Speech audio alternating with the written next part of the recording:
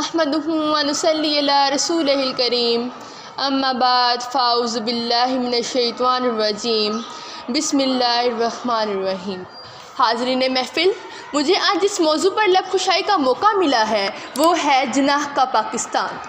صدر علی وقار ایک بوڑھی ماں دروازے پہ کھڑی تڑپ رہی ہے اور یہ کہہ رہی ہے کہ میرے بیٹے کو بچا لو، میرے لختے جگر کو بچا لو۔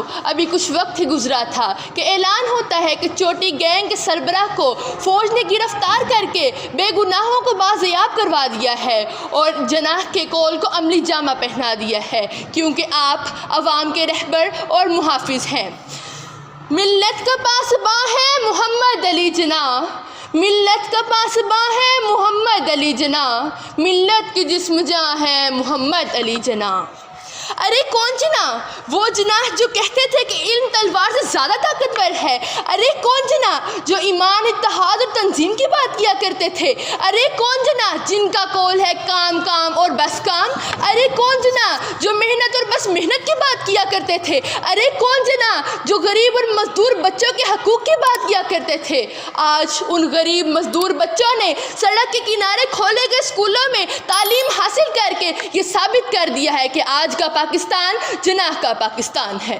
تاریخ کے اوراق اسے یاد رکھیں گے، تاریخ کے اوراق اسے یاد رکھیں گے، اس بندہ مومن کو کوئی لاکھ بلا دے۔ میرے دوستو، میں جناح کے بارے میں کیا بتاؤں۔ وہ جناح جو کہتے تھے کہ مرد کے ساتھ عورت بھی آگے بڑھے۔ ارے کون جناح جو عورتوں کے حقوق کی بات کیا کرتے تھے اور آج اس عورت نے ایشیا کی سب سے طاقتور لڑکی بن کر جہاز اڑا کر چاند پہ قدم رکھ کے یہ ثابت کر دیا ہے کہ آج کا پاکستان جناح کا پاکستان ہے۔ ارے کون جناح؟ وہ جناح جس نے پارٹی مظالم کے سامنے سیسا پلائی دیوار میں اسفندیار ولی بن کر، شیر خان بن کر بھارت کے غرور کو خاک پہ ملا کر یہ ثابت کر دیا ہے، چلتا ہے خنجر تو چلے میری رگوں پر، چلتا ہے خنجر تو چلے میری رگوں پر، خودی بیچ کر میں کبھی جھک نہیں سکتا۔ مٹنے کو تو دنیا بھی مٹ سکتی ہے لیکن، مٹنے کو تو دنیا بھی مٹ سکتی ہے لیکن تاریخ کے اوراق میں مٹ نہیں سکتا۔